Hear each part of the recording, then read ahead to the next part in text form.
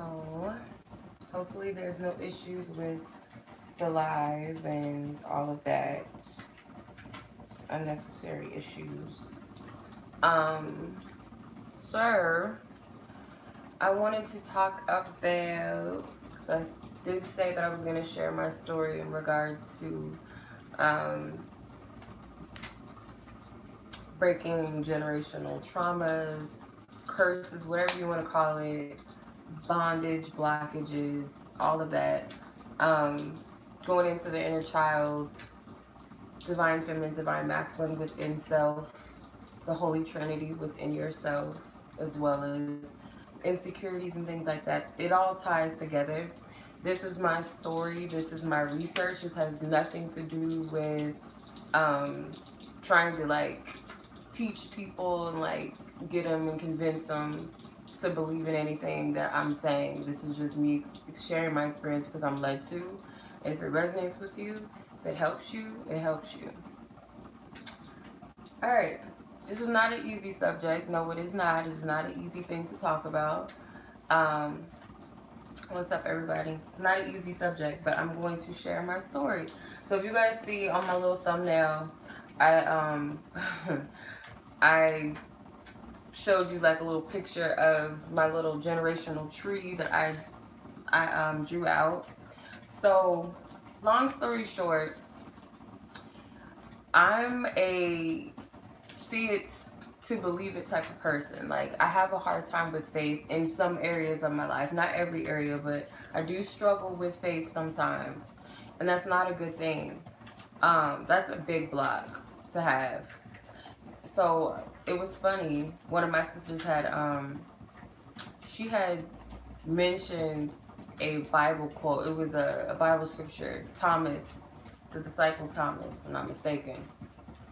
And she jokingly calls me doubting Thomas. I might need to like break that because that's gotta go. But something clicked. So the story of Thomas or whatever, um, basically when Jesus came back, the story of Jesus, he came back and resurrected and he came to the disciples and everything and was like showing them, it's me, I got the wounds in my hand and like showing them where they pierced him and everything. And Thomas was like, I don't believe it. I still don't believe it. Like he was touching him and everything. I still don't believe it. So they jokingly call me that because spirit will like show me things like and I still be like, I don't know. Yeah, no, I don't know. I don't think so. No, maybe that wasn't for me. Whatever. Um, so when she said Thomas, it clicked. I'm like, because this stems from something. This lack of faith and belief, of course, it's going to stem from possibly childhood or an experience that I've had that broke my faith and my childlike nature to believe in things and stuff like that, which is healthy. We have to have that. It's not a stupid thing or whatever we want to call it. So I said this stems from somewhere, and the name Thomas stood out to me because one of my grandmother's maiden name is Thompson, and I said, oh, stems from her, because there's a lot of shit on that side of family from what I know, and I'm like, okay, that makes sense. And I looked up the name where Thompson stems from. What does it mean? Because surnames and our names have meanings, whether that be um, from origins or whatever, whether it be religious meanings or whatever, or languages, whatever. So I looked up the surname and it means twin.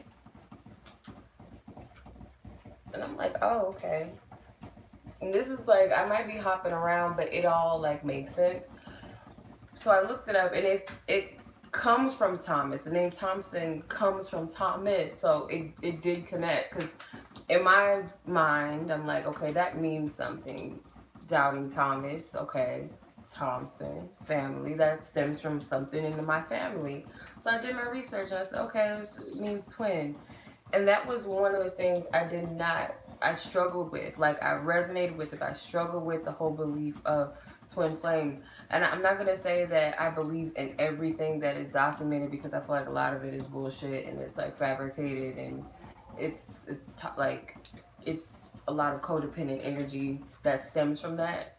But that's where a lot of the doubt comes from, because if I go further back into my history, just being real and being honest, I don't have any examples of divine connections in my environment. Not too many people do, but I don't have that. I never had that growing up. There was our From what I know, generations of relationships have always been toxic and out of order. The men and the women, or the men that were like, cheating and a lot of abusive behaviors and all kind of like fuckery in my family, where it's not. I'm just being honest. I'm being real. I don't know who in my family watches my channel like that, and no disrespect, but I'm being honest. I'm being real. There's no one that I can say, oh, I would want to be like them, or I would want a relationship like theirs, even if they're still married. I'm like, it's toxic. I don't want it. The history of it is not good. Not saying that the people, separate from themselves is bad, but them together, it's like no healthy dynamics. So I said, this stems from something, and this is something that I'm breaking within myself. And I have to think to myself, like, I'm not just doing this for myself. I'm doing it for future generations, potentially, I already have my daughter, so of course I wouldn't want that being passed on. Toxic energies. She's never seen me with anybody outside of her dad. Nobody. She's never seen me with another person at all, and that's by choice. Like, I chose to kind of keep myself reserved until I know, or for sure, like, it's even worse that. So I feel like that's a smart thing to do, not to have a revolving door, and not like it's not like I've been out here dating and stuff. I've been single for a long time, but it's not a revolving door, and I don't want her to see that. So hopefully she doesn't remember anything of me and her father's relationship, because that was toxic too. So I hope that there's no type of memory of that at all, because hopefully she was too young to remember. But that was a choice, not to bring anything around her that's not an example, because I don't want her to have to do that. But what her father does, on like whatever her father's choices are with dating and stuff like that, I would hope that that does not affect her view of love and relationships and men. You know what I mean? Like, you got to be careful. But anyway, so yeah, I went into that, and I was on the phone with my sister, and I was like, I gotta do some work. I gotta do some spiritual work, because there's something that I need to like get off of me, and I know it stems from the generational thing. And I kept ignoring that I needed to go into that Thompson and all of that, like go into my family thing. And I looked up some stuff. I'm like, okay, well, what, prayers, whatever, affirmations, or some sort of method that I can do or start from, because like, yeah, you can research and Google things, but you got to use your own discernment and do your own thing. So I looked up something, and it was like it was like I think it was from a book. It was a PDF. It was a page from a book, and it was really helpful. It had this list of different generational, they call it curses, because it's like a religious standpoint or whatever. I call them blocks, trauma, whatever you want to call them. So it had a whole different type. It broke different things down, like mental illnesses. It broke down addictions. It broke down eating habits. It broke down sexual traumas and abuse. Like, it had like different categories, and I said, fuck it, I'm putting all of it in there. So it had a tree. So this is where the inner child came, and I liked it because I'm visual.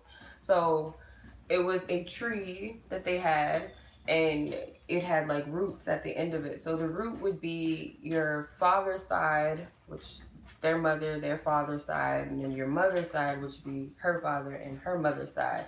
So we write the roots down, and then in the tree you put all the different traumas that you resonate with, or that stems in your family, and you just write it. Or you could put it that which connects to which side of your family. I said, fuck it, all of it's going in there. Because my dad was adopted, so he doesn't, know too much about his family. He was too young to remember his parent or his mom and his father. So I just put whatever in, because I didn't know. I said, I'm going to just trust my intuition and just put all of that shit in there, and anything else that pops up in my mind that it wasn't, you know, documented. So I put it in the tree. So I took a picture of the tree so I could share it, just in case, you know, it looks shitty. It does look like a third grade project, but it is what it is, inner child. So I like that. And then there was another part of the article that stood out to me was word curses. Word curses are things that we speak over ourselves that are not of our highest good, where we say, oh, I'm stupid, or I'm never going to have this, I'm never going to amount to anything, or whatever. I was never the smartest, I was never the whatever we say to ourselves, and what other people say to us. So I wrote down every word curse that I remember that stuck to me, that really hurt me, that really pierced me, no matter if it was from a stranger, whether it was from a relative, whoever. I wrote it down. I wrote down every word curse that I could remember. And I was honest with myself. As painful as it was, and I shared it with my sister, and she was like, oh my God, like, that's horrible. Like, and some of it sadly came from family. And we could say things and not know that it's gonna hurt a person later and how much it sticks. But like, I probably shared this with you guys a couple of times, but one of the things that really like bothered me growing up was being called goofy and being called dingy. Like, not in a way like, oh, she's goofy, like she's funny. It was like I was stupid, or calling me a dumb blonde, and that used to really, really like bother me when I was little, because I am a little, you know, takes time for things to click, but it just hurt to hear that sometimes, and that stuck with me, and a long list of different things. But I feel like you have to be honest with yourself in order to heal. So I wrote down every word curse I can remember that was ever said to me, and anything else I said to myself, and I wrote a list. So that night, this is probably gonna be a long video, y'all. I don't know. It's going somewhere, trust me. So that night, I put the papers away, that, you know, the little stuff I did my work with, and I said, okay, the next day I'm gonna burn it. I'm gonna do a ritual, and I'm just gonna burn it away, with the intention that this is not only clearing shit from me and previous energies and lifetimes and people in my family, but future, so that it's not going to stick. So I went to sleep, and the next morning I got attacked by a family member.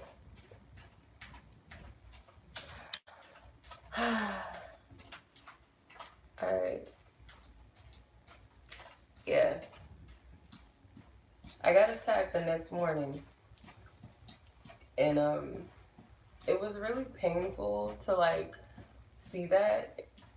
Like, it hurt, but I needed to see it. I needed to hear what I heard. It was an argument, it was an exchange, and it was like a lot of emotions. And I was like, I was mad at myself, because I was like, fuck, I allowed her to trigger me, I allowed her to get to me, I allowed her to get under my skin and like fuck up my morning. But it led me to be like, no, I'm burning. As soon as I get home, as soon as I drop my daughter off to school, I'm dealing with this right now. And it just turned into a whole thing. I went in, released. I took an old picture of myself, because at that time, the picture that I burned, and some of it, if you follow me on Instagram, you probably seen the video. I'm probably like, what the fuck is she doing?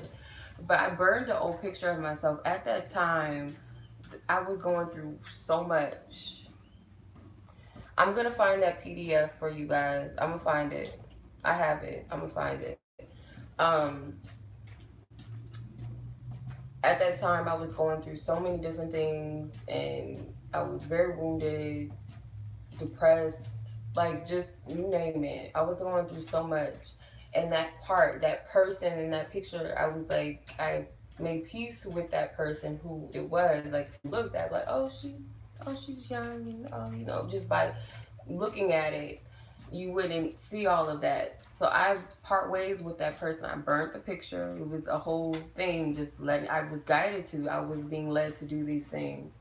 So when I did it, I felt like such a relief, and it was crazy because the date that I did it was crazy. It was like a whole thing, and Spirit took me somewhere.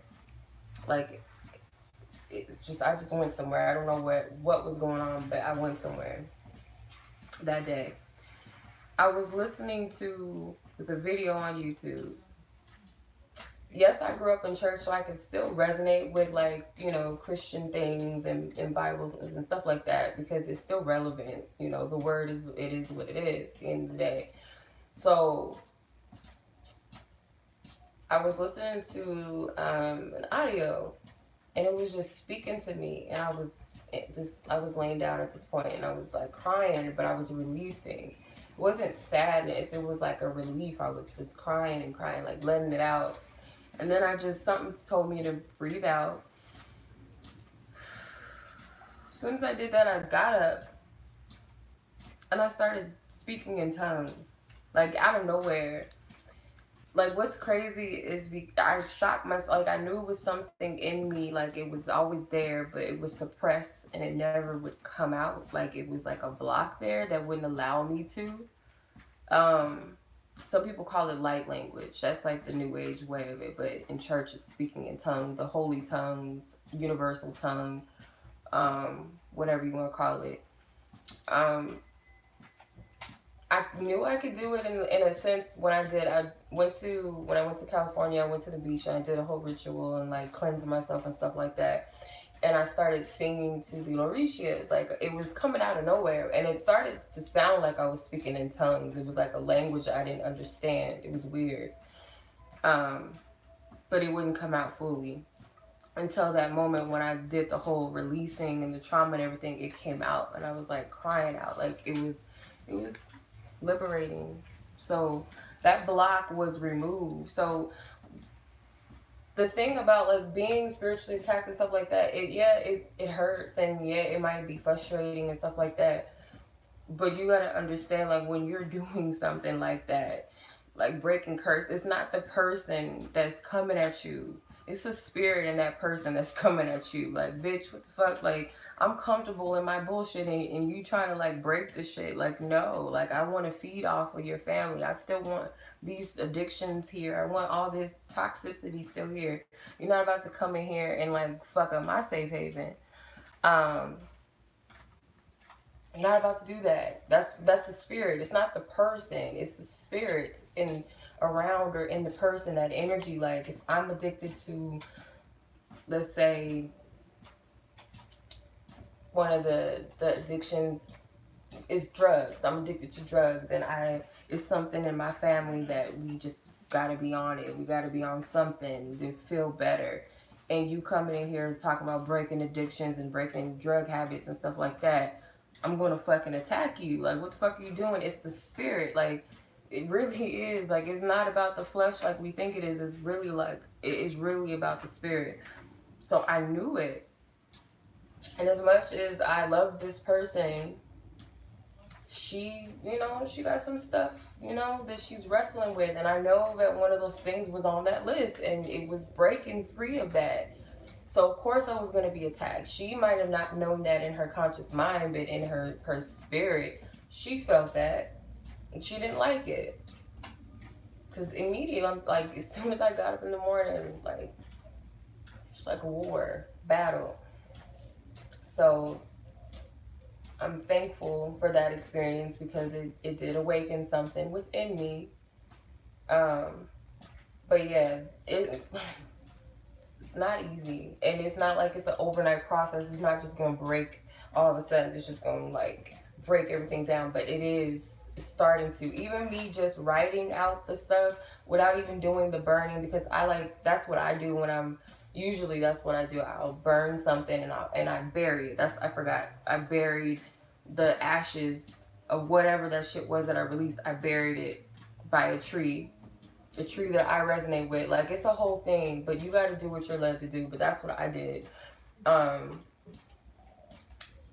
It takes time, but just even you putting out, and I also prayed too before I went to bed. I prayed as I was doing it, and even after, before I went to sleep, I prayed, and I said my affirmations.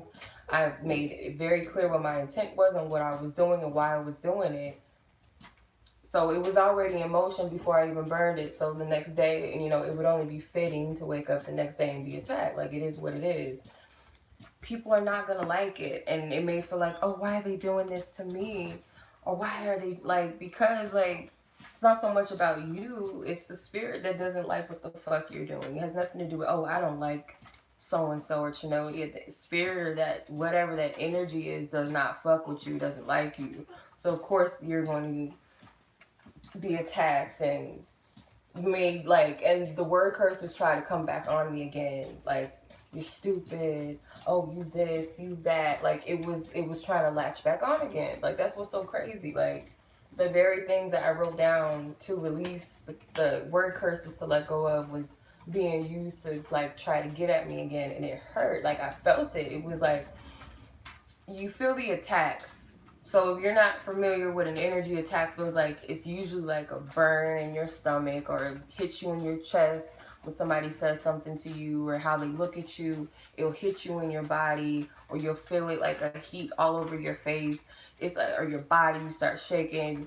It's like that's an energy attack. That's what energy attack is. Hold on.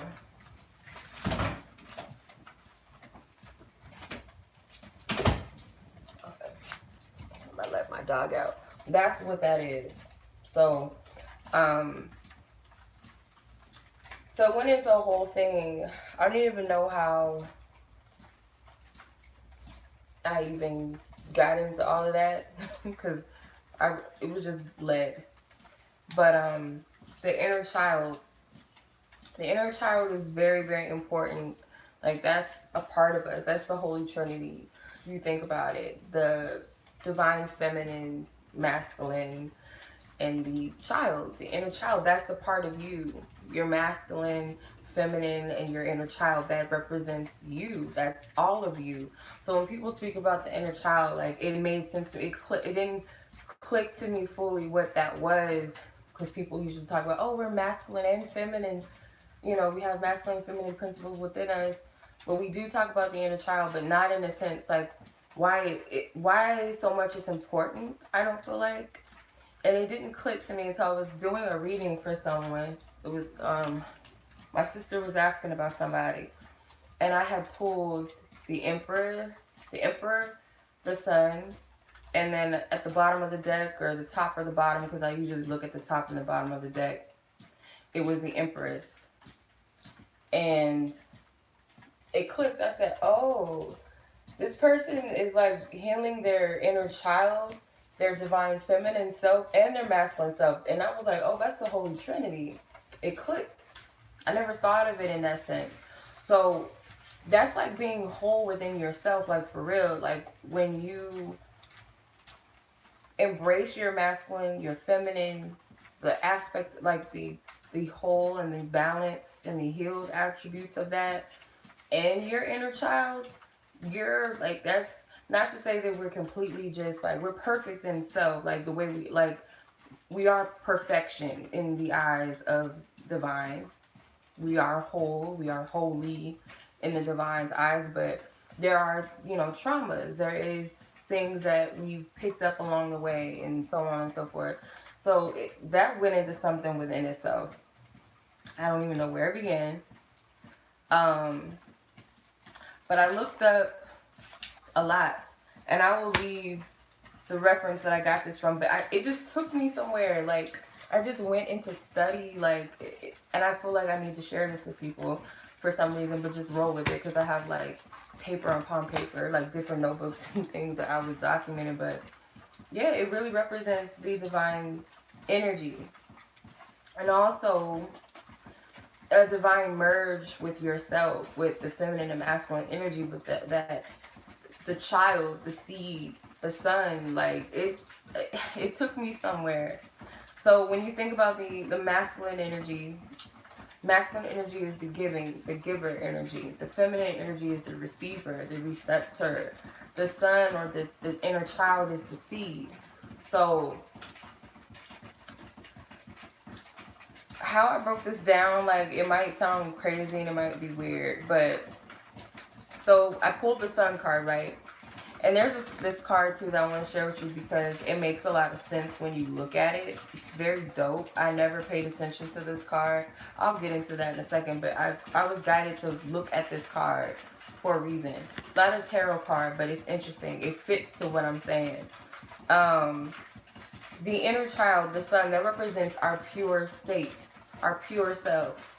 That energy, which is the sun card is number 19, and I broke that down because I love numbers. So I broke that down, and that represents beginning, represents unity, represents purity within ourselves. That's what I took from it. Enlightenment. Number 9, mastery and completion. So that's what that echoes, that energy. The Emperor, number 4, that represents our structure, that represents our stability. The Empress, that represents the nurturing aspect energy, the overflow, the abundance of energy. So also number 3 too, for me, number 3 is the number of creation. I don't know, that's just how I see it, but it's a balance within self. So feminine and masculine energy, light versus dark, a shadow, whatever you want to call it, it's merging into one. It's a harmony within self. I didn't say that a million times, but it just hit me. It really did. So another thing too, when I looked at it, I was thinking about it, went back to the whole, like, our upbringing, our inner child, like the emperor. The emperor is usually our structure, our foundation. So that represents our father, our mother, the nurturer, the one that feeds us. So that also plays a very big role in a lot of things. And I say this when I talk about the inner child.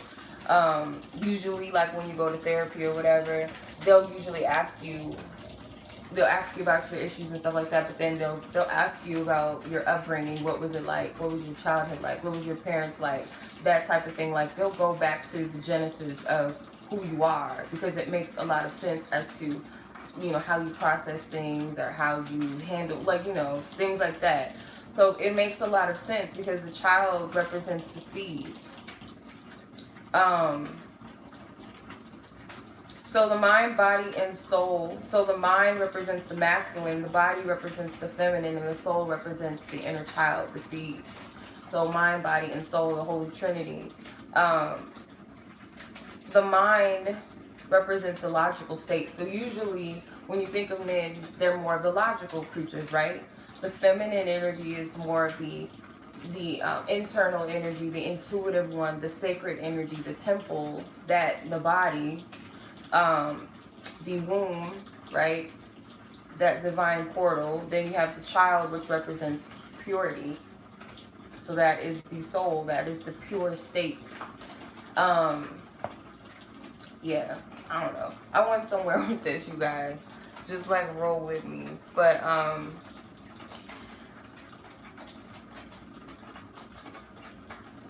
I feel like the reason why the inner child is something that a lot of people talk about, and it's not all about, being playful again, and I mean, that's not the only part that it's about, but it's the reason why they say that, because it is a part of your shadow work, just as much as it's important to balance out your masculine and feminine energies as well.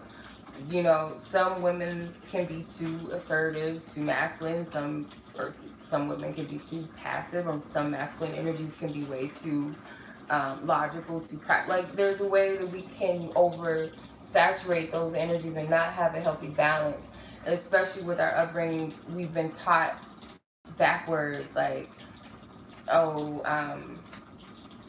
women are not supposed to speak up for themselves or stand up for themselves, or men are not supposed to handle, like, embrace their emotions or cry. It's suppressing that balance. That's what we've been taught. We've been taught false masculinity and false femininity, and it's like suppressing that balance within us with these false patriot, whatever, matriarch, whatever, these roles that we've been taught. It suppresses all of that. And now it's the child, the inner child, is being also attacked by the shit that they got, the food, and that's a whole nother thing, the food, the fucking shit on TV that they're programming kids with, to kill that energy and that essence. And they're still doing it to the masculine and feminine energies, as you see. The roles are completely reversed. it seems like to me, for the most part. Like, it's really weird. But that's a whole nother topic. But that's why it's important to heal that, because that when you're suppressing more of the other, or you're too assertive in one of the energies, you're using too much of one of the other, you're imbalanced. You're not in balance, you're imbalanced. Yeah. So I was drawn to, I don't know how I found this. I don't know how I found this. But I was led to the Bible scripture, John 1:1. I don't know how. I don't even know what took me to this. I don't know. I'm trying to like go back in my mind, like where that came from. Oh, okay. I think I was looking at 11, something within. Oh, okay, that makes sense. I looked up the metaphysical meaning of 11 or something like that, and it's 11 views. It's interesting. I was looking that up, and it took me to something, and I said, let me look up the Bible scripture of 1:1 or 11, and something took me to John. I don't know why, but it says, in the beginning was the Word, and me was the Word, and the Word is God. So I went and broke that down too, and it led me to another place too. I wrote down a lot of shit. If you guys are wanting to like look at this on your own time, you can. It was a place called Truth Unity or something like that. Yeah, truthunity.com. And it broke down the metaphysical like meaning of that, but I also interpreted it in my own way. So it was, I don't know, it just took me somewhere. So the sun in the beginning was the Word, and the Word was God, and the Word is God. Sun represents Jesus. So Jesus represents the divine consciousness within self.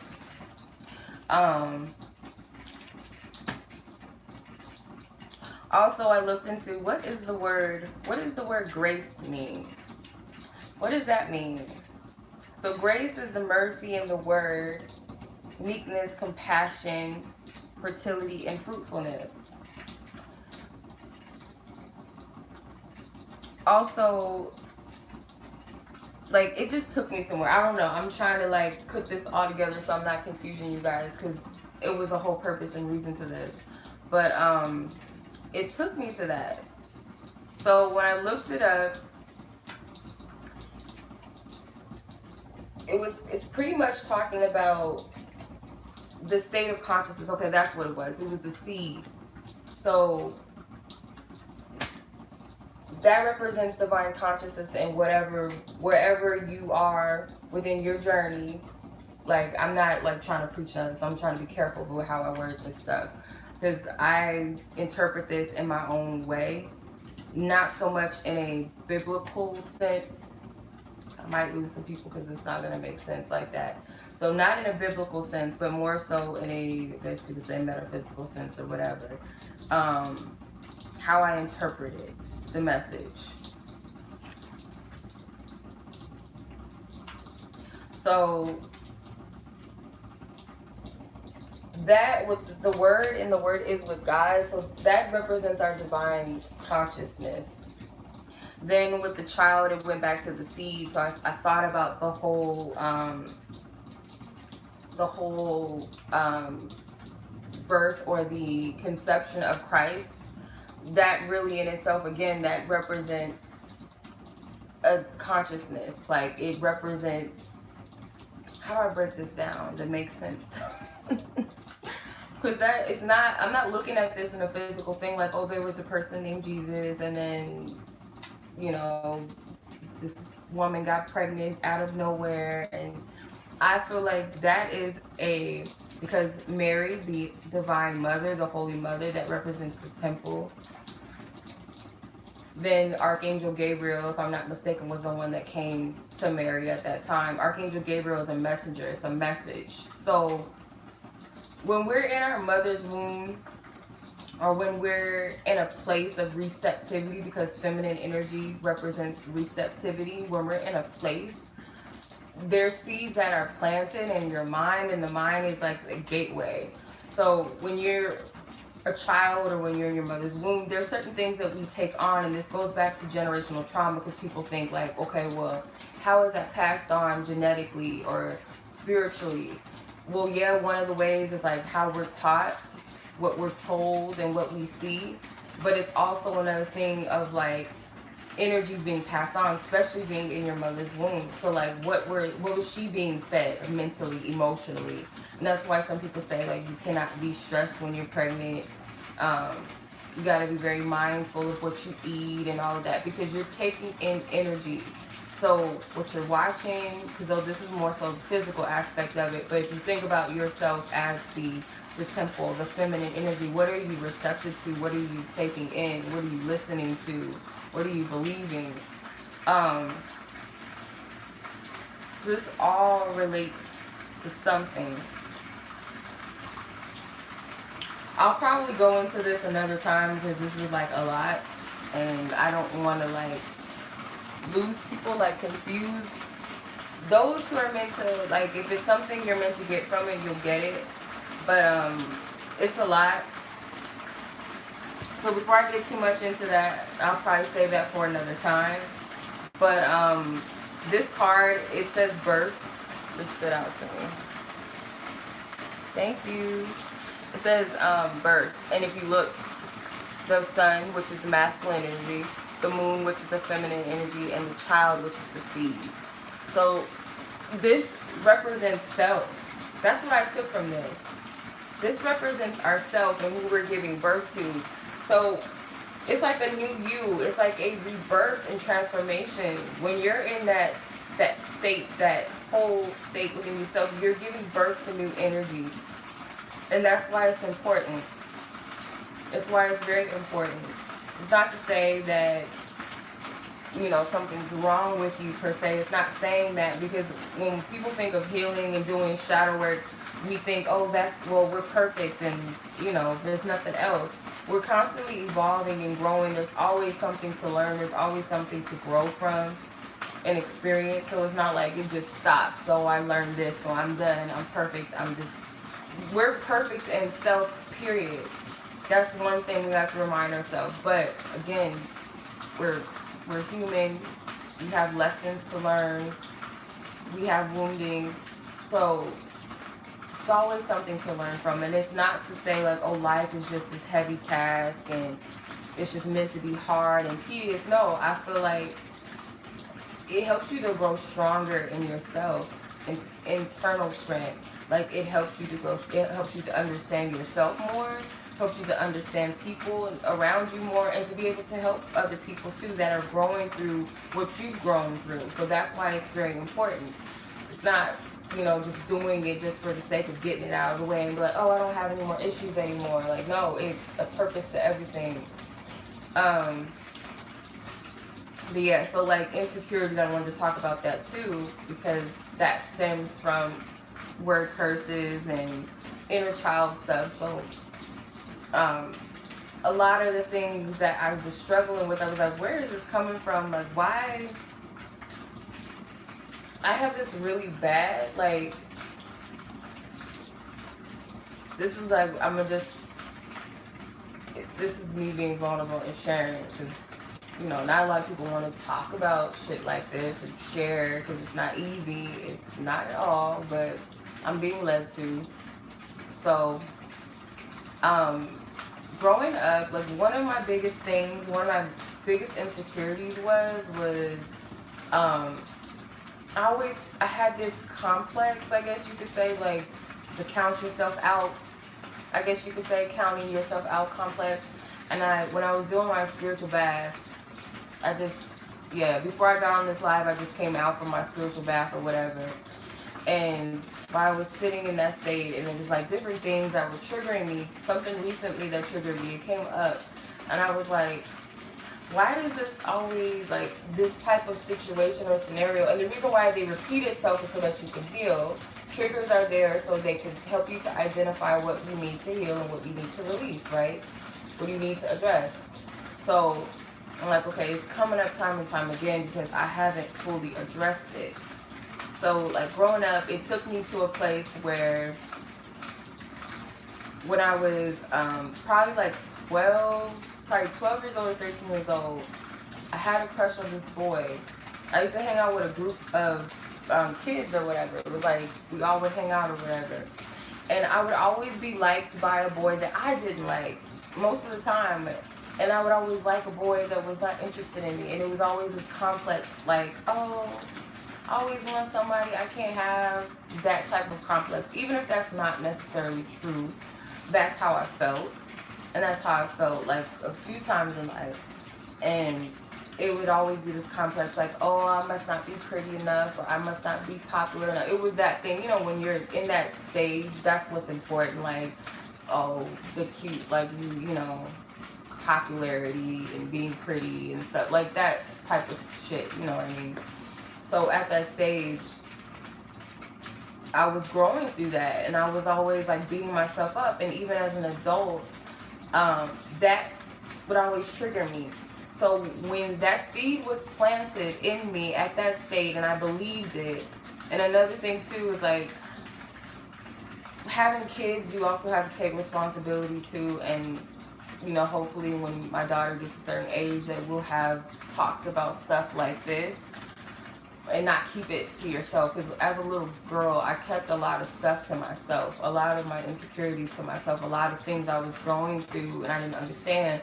And my mom would always say, I don't know why you act like that, you're cute and boys think you're pretty, I don't know why you act like that. But she didn't know, like, what was going on inside of me. I didn't see that. I didn't feel that about myself. Like, I had these little insecurities. And the one thing is, when you get older, you're constantly going to be attacked in that area. And that's one thing that I remember, that's one thing I'm noticing and understanding as an adult, that was still being attacked. That seed was still, like, growing. So as I got older and I started dating, I would attract narcissists. I don't know what it was, but I would attract narcissistic, I didn't know what it was at the time, but narcissistic guys. They fed off of my insecurity and the neediness and the codependency that I would exude out of that state. They also would attack, like, they would find my insecurity and they would pick off of that. So I always had, like, some type of asshole, like, type of partner. And I didn't know what that was. I didn't know how to deal with it. And of course, like, when you tell your mom or, like, somebody, you'll be like, oh, he's just an asshole and he's just acting like that because he likes you. But in actuality, like, you know, that's toxic. It's not right. We need to stop teaching our daughters or our sons that by doing mean shit or doing things to pick and poke is not a good trait of somebody being interested in you. Because when you get older, you think that shit's normal. Like, oh, he's being an asshole. Oh, he's ignoring my calls. And oh, he's doing this. And he's trying to make me jealous. Like, that's not healthy. That's not. And I'm not going to say that I didn't do things like that, because I did. Like, I would try to make people jealous and stuff. Like, oh, I'm going to get him mad. I'm going to do this and I'm going to say that to get a rise. Like, that's not healthy. But, I would feel like that. I'd be like, oh, you know, and when I did, because I had that lie seed that planted in my head that no man would want me back or would like me back. It would always be somebody that wanted me that I didn't want, and I would always want some, like, unrequited love cycle. I told myself that lie, and I started to believe it, and I still kind of struggle with it from time to time. Like, oh, that's just how it's always gonna be. Like, oh, nobody wants me except for people that I don't want. Or if it is somebody that's interested in me, oh, he must be just, you know, I must be one of the many, or I must be just something to play with, or someone just have sex. Like, that would be my thing. And that's not to say that maybe sometimes that wasn't true, but that was always playing in my mind.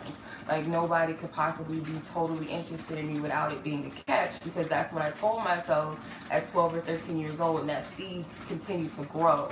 And the attacks along with it to keep that lie going, it kept going. So it would always be some type of comparison. Oh, I'm not pretty enough, and oh, it's not this. And even as I got older, so I had to nip that in the bud and go back to the genesis of where it came from. And I remember, oh, it was, you know, so-and-so when I was young, when that happened, that situation. Another thing, too, that came up, it was one of the word curses, and I'll never forget it. And it's probably the most painful thing I ever heard in my, like, anybody's ever said to me in my life was that you don't have a purpose. Like, what person on this planet wants to be told they don't have a purpose? Like, it was so painful. It was like horrible. But I had to like consider where the source came from. Some it was some guy that was cool with my mom, and he had a thing for me. I was pregnant at the time, mind you. I was not that in tune spiritually. I guess I had a relationship and Christianity and stuff like that, but I didn't know who I was. I wasn't fully in tune with myself. So, and on top of that, I was pregnant. That's another thing that's really like sick and twisted, and that's how I knew it was like, now looking at it, that was like a fucking agent spiritual attack, like you name it, like that was really fucked up. So I was basically, and I was still with my daughter's father at the time, so it was a little bit of animosity towards me. And he had said something, he was like, everybody else in the room, like he was like talking about his experience, and it started to get really weird and really dark, like thinking about it, because to me it felt like, okay, I know he's in spirit, because you know, I go to church, I can tell when someone's like channeling or when they're in spirit, but where he was at was not in a like high vibration. He was in spirit, in a low spirit. Now that I think about it, he was talking about, you know, his experience with his mom coming to him and blah blah blah, and her ghost coming to him or some shit. And then he had the nerve to be like, yeah, but you don't have a calling. Everybody else has a calling. She has a calling. He has a calling, but not you. Like, you don't have a purpose. And he said that with so much conviction, and it hurt me. Like, it really, really hurt me. But I had to think, like, he's trying to attack you, but that was like the worst thing that you could ever say to me. Like, you could call me ugly, you could call me fat, whatever. You could say whatever, stupid, dingy, goofy, dumb blonde. You could say that. But to say that really, really, really hurt me, and like say some other shit like, oh, your daughter's gonna give you hell when you get older because such and such, and it really, really, really, really hurt me. So that seed was there too, and I didn't realize it. So I was constantly seeking validation and like, oh, I'm gonna do this, I'm gonna get into modeling, and then I'm gonna do this, and it was like I was seeking and searching for something to like fit into and find a purpose.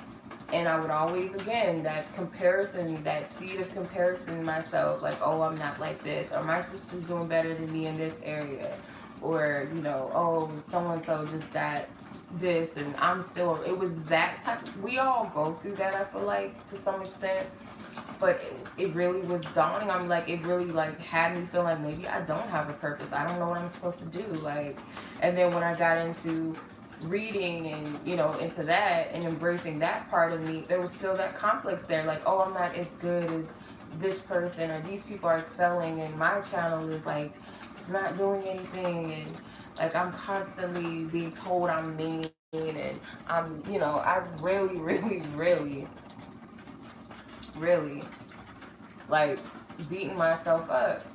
And these are seeds that were planted a long time ago. How old was I? I was young, y'all. I was 19. I was pregnant, 19 years old. And that I was open. I was too...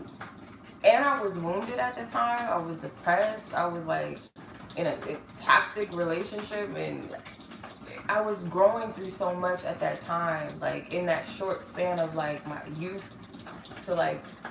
I would say my most traumatic time span was 16 to maybe 21, 22. Like those were the worst times of my life, to be honest with you. And that's sad to say, like when you're 16, but that was like, I went through so much. But I'm grateful for that because it helped me in a lot of ways. I'm sure it's helped a lot of people too. I'm hoping that, you know, you go through certain things for a reason. You gotta learn things. Like, it's not cool, especially when you're a young person. That's when you're most impressionable. That's when you're most receptive to those seeds. That's why I say it's very, very, very, very, very important. Like, you protect your mind, especially with your kids. Like, nowadays, a lot of kids are very disobedient, a lot of them, and But there are kids that are more receptive and open to things like spiritual things, and it's like better to teach them when they're young. You really have to, and if you know, teaching them is not enough, then set that intention and put that protective shield around them. But you got to do it with your own mind, because that's the easiest place for things and energies and spirits to infiltrate is your mind. So when you're young too, and I try to be careful, you know, to not say things to kids and like pick at them and make fun of them or call them certain things, even if it's like meant to be, you know, like a little cute little joke or something. Like, you still got to be careful.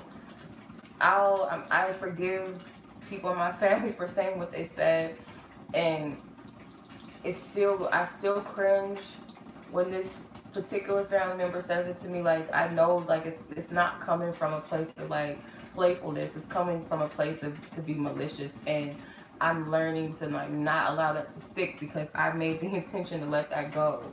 Because if I don't, somebody else is gonna say it in another way. And that was another thing I would get attacked for too. Is like, oh, you're stupid, or you're not that smart, or you don't know what you're talking about, or you don't know how to read. Like, because my purpose, that's one of the biggest things for me. That's where you can attack me. Like I said, you call me all kind of names. Call me stupid. Call me chunky or not that cute or whatever you want to call me. Like, you could say that about me, but when you like attack my purpose or what I feel like I'm here to do or passionate about and love to do, I feel like that's the biggest thing. That's happened to me too. I've had it happen several times. I've had it come in different forms until you address it and say to yourself, I have a purpose. I do. Because I'm going to be honest, like, I really struggled. Like, I could sit here and read cards all day and share my experiences with you guys and stuff like that all day. But it's one thing to really believe, like, okay, well, this is really what I'm supposed to be doing. Even though I was called to do it. I was called to do it. I didn't want to. Like I've shared many times on my channel, I would read cards. I was guided to read cards, and I did it for myself. Like, okay, it was to help me bring clarity and to connect and do readings and stuff for me. Because I was going through something at the time that I didn't feel like other people understood. That I didn't feel like other people could give me the answers, you know, outside. So I said, this is my way of connecting with spirit and understanding what's going on with me. So I got led to start a channel. It wasn't something I just deliberately said, oh, I'm gonna just hop on YouTube, because it wasn't really that popular. It was like a few people on YouTube doing readings. It wasn't that popular back then. As of now, like, if I would have joined now, I probably would have been like a little more comfortable, because it's not so taboo. But at the time, it wasn't something I was comfortable with. So I have to take into consideration that this wasn't something I just chose to do. Like, oh, I'm gonna just get on YouTube and I'm gonna start reading for people. Reading for people alone, like, that wasn't something that I was like that open to. I was surprised when some of my family members wanted me to read for them, because we, like I said, come from a Christian background, and tarot cards and readings and that type of stuff is not accepted, like, at all. Like, I was taught against it. But yeah, so you have to go back to the Genesis, and that's why the inner child is also important. That's why it's important to go back to your childhood, because guaranteed that's where the stuff, that's where the traumas are, that's where the wounds are, that's where the triggers lie.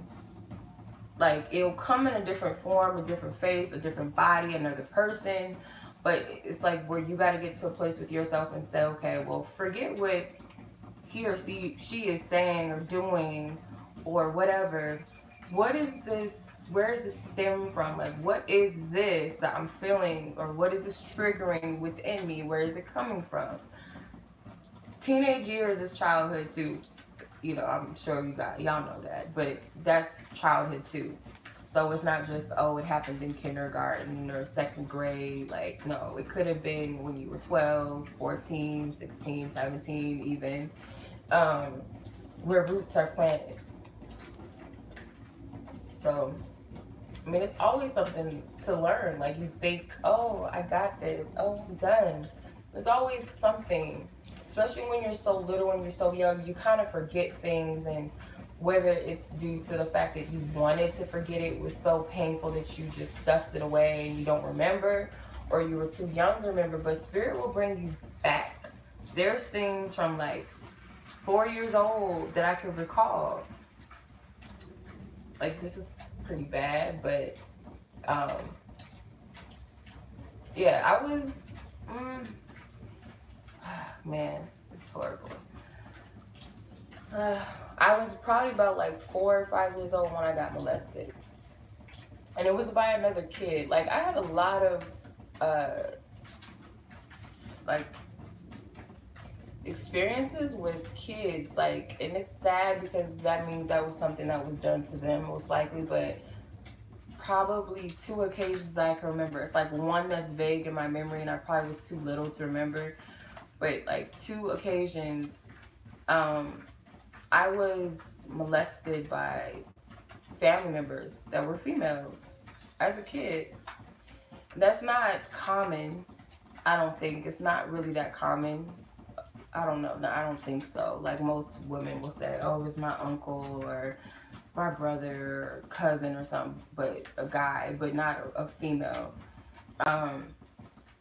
But they were young, so it's like, it's sad because I honestly feel like it was something that was done to them and they just repeated it. And that was another reason why I did not trust being friends with other women. I think it was a subconscious thing that I didn't trust people. I'm just like, oh, no, like, I didn't feel comfortable. Like, I didn't know how to have like a sisterhood type of bond. And on top of that, before my little sister came, it was just me and my brother. So it was always boys. So I wasn't comfortable with sisterhood and hugging other girls and having them, like, because of that. And I didn't know where that stemmed from. I was too little to understand it, but like, somewhere in you, it's not right. Like, that shouldn't be going on at that age. And another thing was, I didn't share that with my mom until I got older. I didn't tell her about it. I think I tried to, like, when I was little, like, little kids, like, they don't know how to explain, like, what's going on with them down there, but something's not right. I didn't know how to explain that to my mom, but getting older, I don't know, it just came out, but nothing ever came of it. So that on my own, like, I had to heal, and I already forgave the person that did it because she was young. And the other one was just as young as me, so it was like she was just repeating something that she seen or whatever type of deviant shit who knows what happened to her. So I didn't have any type of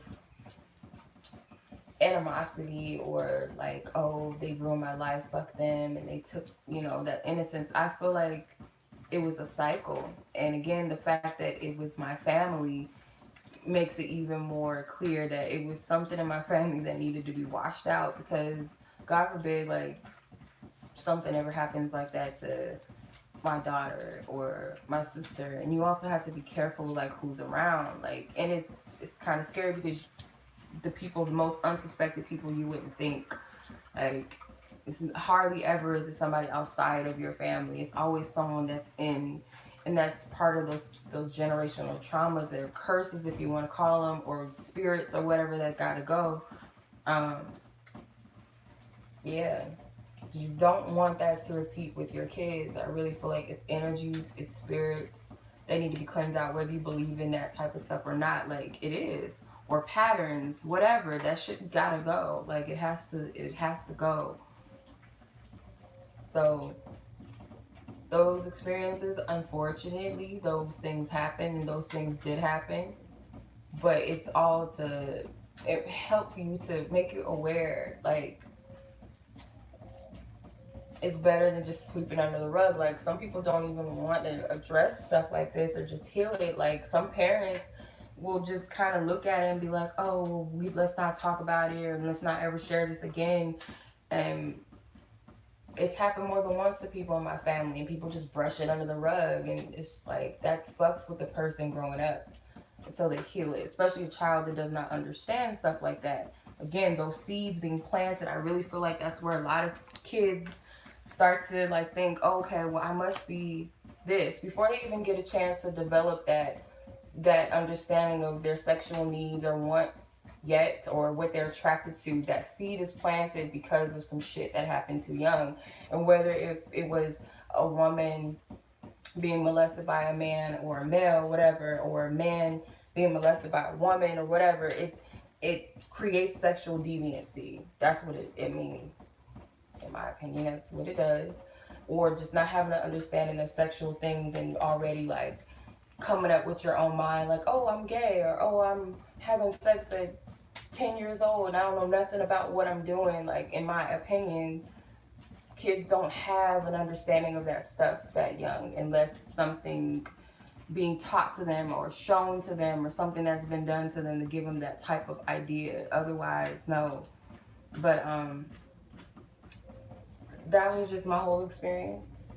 Reason why I'm healing those things that I've gone through so that my future people don't have to deal with it. Like, and I know I can't take full responsibility and coddle people, but if it be, and I know it's energy and I know it's spirit, if I can break that and have a clean slate, then by all means.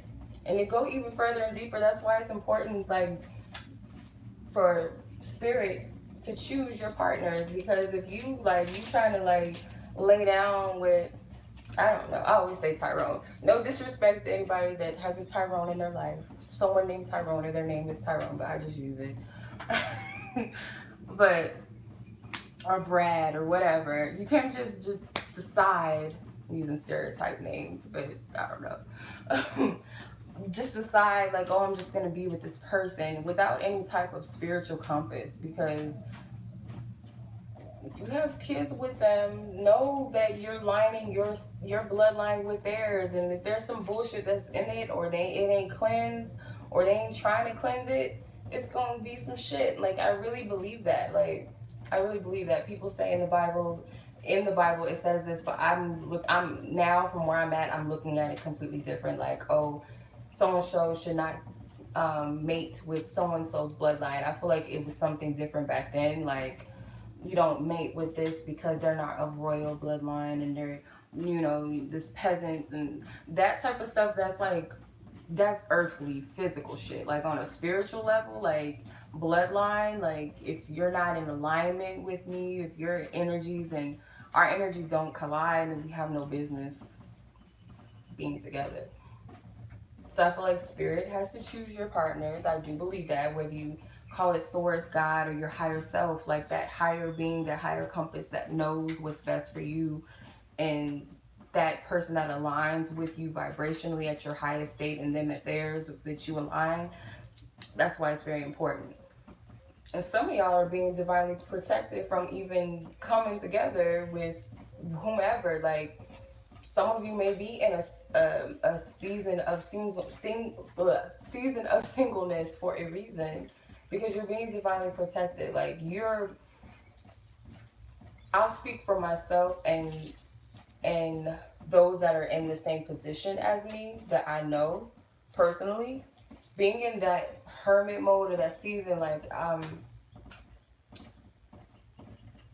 don't know what you want to call it. I guess you can call it hermit mode, basically, where you're in, like, you could be out living your life, you could be working, you could be going to school amongst people, doing whatever, but it's like something, it's like almost like a bubble around you, where your focus is like, it's on you. It's a lot of focus on self. It's not like, oh, I'm trying to be a part of the world, I'm trying to do this, I'm trying to do that. It's not to say that you're not living, but you're still internalized. You're like within yourself, you're healing, you're doing a lot of work and reflecting on yourself and understanding yourself. Even when you're amongst other people, you're more aware of yourself.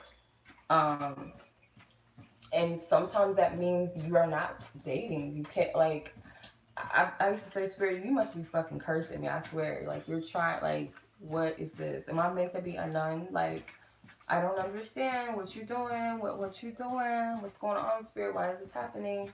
Like, yeah, there's been times where I've, talked to somebody for a little bit, but it always will be very short lived. I'll give it 2 months and then it's nothing. And I'll be like, oh, it must be something wrong with me. those might have been little test runs to like see where I'm at, to see if I'm really healed. And I'll speak for myself, and what I've come to understand was when I had the chance after being with my daughter's father, like after that breakup or whatever, deciding to leave that alone, because I was in a period where I'm like, I can't do it. Like, you get to a breaking point where you can't. And it's like, this is not going to work. What are my reasons for even trying to make it work? Was it really of my highest good? Because a lot of people say, oh, it's because we have kids together. And it's like, that's not enough, because if y'all toxic for each other, it's best not to even bring that around your child. Like, that's not an excuse. So I had to get to that place with myself and say, I can't. And I can't think about, oh, my family's gonna be like, oh, you should have stayed, or you should have tried. And even now, like, it looks, on the surface of things, he is doing well. On the surface of things, on a materialistic level, he is doing well. So it's like, oh, you should have stayed, because, and it's like, no, like, my peace wasn't there. It wasn't, we were not supposed to do that. It was solely to bring her here. That's it. So in that time, I've only dated two people at that time, and it was very short-lived. Like, it didn't last. But I also recognized within myself, it helped me to understand, okay, for one, I still have some work to do.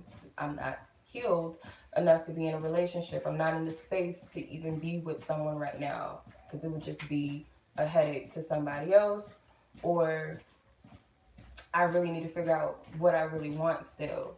Like, as I'm still developing within myself and learning about myself more and more, healing and releasing. Because if I'm saying I want something that's divine and something that's pure, if I'm not in the state for it, then it's not going to work. And I'm forcing the time. Like, I was really trying to make it happen. Those connections were not divinely set up. Those were some fuckeries. I mean, I appreciate them, but it was, it was not divine. That was me putting my control and my ego into it. It didn't happen in a divine way. So, you know. So with that being said, like, there's a reason why. It's not like something's wrong with you. And I had to tell myself that too. Like, is there something wrong? Like, no. But it's like, that's ego. Because I know that I have a lot to offer, but I also know that I have a lot of things that I could work on, not just for the sake of being with someone or for somebody else, but for myself. Like, if I'm no good for myself, what good am I in somebody else's life? No matter how old you are, like, it doesn't matter. And that's another thing too, like, time does not fucking matter. I'm thinking, oh, I'm 30 and I'm still not married. Like, who says you gotta be married at 30? Where'd you get that from? Is that desire coming from the pureness of your heart, or is it coming from what society says you should be doing? Like, oh, I should be doing this, or I should have this by now. And, like, who says that? Like, where are you getting that from? Yeah. So, it's a lot. It's a lot that goes into shadow work and healing, but I really do feel like it's for those of you that are in that season, like, can't find the right person, or it's just not it, or it's not happening the way you want it to happen. There's a purpose and there's a reason. And one of my tests too is patience. And that's with everything, not just love, but that's like one of my biggest tests is patience. And until I master the art of that by surrender, because that's really what it is, it's like, just surrender. Like, just really, you have to let go and surrender to what is. And that's not saying just lie down like a dead dog and not do anything. Sometimes, and this is what I'm learning too, like, we have this, our human selves think that doing work is like doing something physically. Something on a physical level has to be done to show that we're improving. So, like, for me, is like, I don't feel like my life is structured the way I want it to be. So on the outside looking in, people might be looking at me like, this bitch, like, what is she doing? Like, what's wrong with this bitch? Like, she ain't got this, she ain't got that. Like, what is she doing? You don't have a husband, you don't have a house, you don't have this, you don't have that. What is wrong with you? But your work is internal. That's the shit that people don't see on a physical level. They don't, but you do see it on the outside. When you do your inner work, you can tell it shows on the outside because of your improvement within yourself, how you carry yourself, where your mind is at, your choices that you make. Like, it shows. Yeah, it may not be, oh, I got this and I got that. And then sometimes, like, even with having all of that, you still ain't right inside. You have no peace inside. Like, that's why I don't get in that place where I'm like, oh, well, maybe I should have stayed with him, or oh, maybe I should have just went and did a 9 to 5, or maybe I should have went back to school, should have, could have, would have, whatever. But that stuff doesn't matter if you ain't even, like, you're not centered in yourself. And Spirit has me in this place for a reason. Like, there's times I'd be like, I just want to go out, I want to go to the club, I want to do this, and then it's like, bitch, why? For what? Like, it's nothing wrong with that. You know, every now and then I will be led to, and it works out. But there's times where it's like, sit your ass down.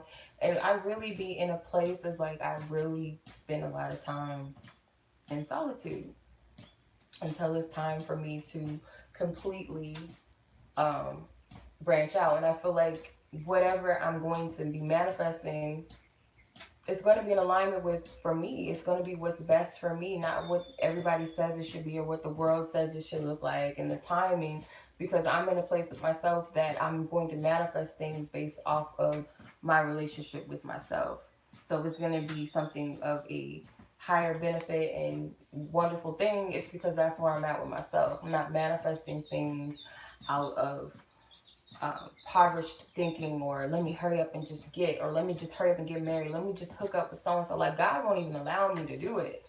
Like, there's times where I'd be like, fuck, Spirit, like, that, you know, tired, you know, let me just settle for Joe down the street because he hollering at me. I'm like, I'm tired. Like, maybe I'm just being doing a little too much, and I'm just being too picky, or just whatever. But, like, Spirit is like, nah, sit your ass down somewhere. You're, no, no.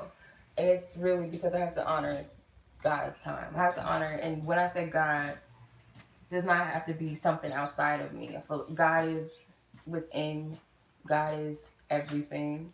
So that higher divinity within me, the ancestors and spirit guides, my angels that got my back, they're not going to allow me to settle. And if that's where you're at, Spirit's not going to allow you to do it.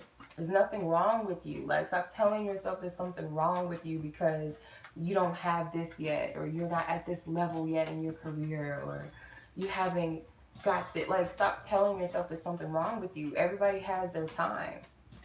And one thing that one of my sisters says is delay does not mean denied. Like, does not mean that. Certain things have to happen in divine order, and be grateful that certain things are not happening yet, because if it happened, you most likely probably wouldn't be ready, because if you were ready, it would be already yours. It's just a matter of lining up with. It's not that it's something that it's just going to come. It's something that's already in existence. You're just lining up for what's meant for you. That's all it is. And it's also like a slap in the face. You ask Spirit for something, like, you know, what they say, Spirit, you ask for a cake and God gives you the batter, and you're like, oh, fuck this. I gotta cook it. Yeah, you gotta do the work sometimes. You gotta be in that state. Like, you have to. You want to be a public speaker, but you're not in a space to. You gotta be able to speak. Like, you gotta heal whatever is blocking you from being your greatest version of yourself. Like, there's work to be done. It's just not handed to you. Anything that's worth something is not going to be handed. And for some of you that look at other people and be like, well, oh, so-and-so got it handed to her. For one, you don't know what that person went through. And for two, you don't even know if what that was that's handed to her was something that's of her highest good in the end. Like, you don't have any idea. Like, yeah, there's certain things that people obtain that's not from goodness. It's not coming from the divinity of themselves. It's lower vibrational energies. And some of it is people put that energy, they put that work in. They align themselves with that. Like, you say, you know, you want to be an entrepreneur, but can you handle it? Like, Spirit, you gotta be in that space. Like, you want to do certain things, be certain things. It's already within you. You just gotta align yourself with that which it is. And anything that's not, it has to go. That's all it is. Like, Nobody said it was ever easy. Nobody ever said it was a quick process. But, you know, the way things are set up now, energetically, things are manifesting like that. So it doesn't take too much time. Not at all. But yeah, to understand the world around you, is you gotta understand yourself, and that's why the healing is so great, so important. And I'm learning. Like I said, I'm learning. I'm not like, you know things, but at the same time, you still don't know. So it's just like you're just open. You're open. That makes sense. So yeah, let's be patient. I hope that made sense, because I'm like, I'm all over the place. But that was a lot of, I don't know, whatever. Like, Spirit was working through me. That was a lot. It's an open book. And like I said, I don't know who be watching I don't know. Like, if I offended any of my family members or whatever, it is what it is. This is what I'm led to do. It's not to be malicious. It is what it is.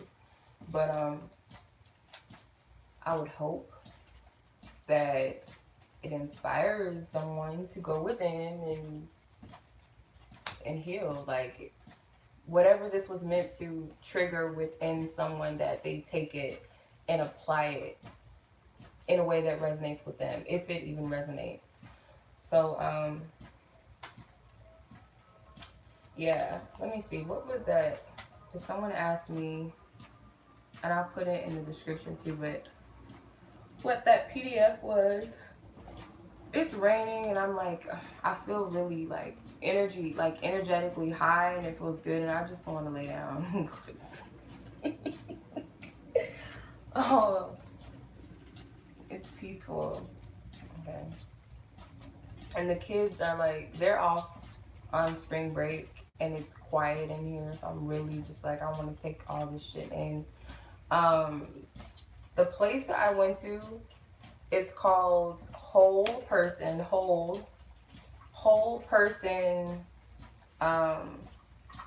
little dash, like the little line, whatever, counseling.org. Whole Person, like Whole Foods, person, little dash, counseling.org. That's where I found it, and I'm just like, this is a blessing that I stumbled upon this, because it really, really, really, it resonated with me. Like, resources, like, use your resources, Google, whatever, books, but it's all like, I believe, like, you don't even gotta read a whole book sometimes. You just find what you need to find in that book, and you apply it, and you take it. So, like, yeah, I'll save this whole John 1:1 a little later, because this is like going into something a little bit deeper. And like, I was breaking down the meaning of this and that word and this, and what does this mean. Like, it's a lot, so I'm gonna save that for later. I just wanted to touch on the topics that I mentioned, whatever's supposed to help. I did talk a lot, but within that talking a lot, I hope you took something out of it. Yeah. And yeah, much love to you guys. I know the Mercury retrograde was crazy. I think we're in the shadow period of Mercury retrograde, so it's still some residue, but hopefully it helped you release, because I know that this Mercury retrograde was crazy. I almost was like, I'm about to take a fucking jet to Venus and get the fuck out of this planet for just a second. Get all the way away from Mercury. Just step the fuck back. I'm getting away. Because it was like a lot. But I healed so much in that time, that in that little time span, it was a lot of work. I was annoyed with myself. Like, when you do healing, it's not, I'm not saying like I'm some guru, like, oh, I have trust issues. Okay, let me go deal with it. I'd be like, like, I don't want to deal with it. I'd be like, let me go eat this, take my mind off this. Oh, let me go on social media, take my mind off this. And then something will trigger me still. Like, it's like a little monster. Like, oh, you're trying to get away, until you deal with it. And what makes me get out of my own way is like, okay, the truth is, I don't want to deal with this anymore. I don't like how it feels. I don't like how it makes me feel. And who's to say that this is not going to help somebody else? So let me like get out of the way. Just stop and let me just deal with it. Because when you run, it's just going to like, from experience, multiple experiences, it's going to haunt you in a different form. Like, oh, you thought you got away from the trust issues? Okay, let me like send you some house lead or something, and you call this house, and this is a real experience, and you send them a whole bunch of money just to be scammed, and you never got the fucking keys in the first place. Like, I'm going to continue to test you until you deal and confront and face what it is that you need to heal and confront and face. Yeah, it is what it is. It is what it is. Like, some people are like, oh, it's not that hard. Life is not supposed to be hard, and then. Like, well, you be one of them stagnant souls or spirits or whatever. You be stagnant in your bullshit. You know, I ain't talking to you. So, you know, you can go on to La La Land, because I was there too. Like, oh, everything is fluffy and it's rainbows and chakras and, oh my God, and crystals and everything's wonderful. Twin flames, union. And until, I wouldn't say reality sits in, until you meet your shadow and you like, oh, who the fuck are you? Oh, I don't like this bitch. I don't like you.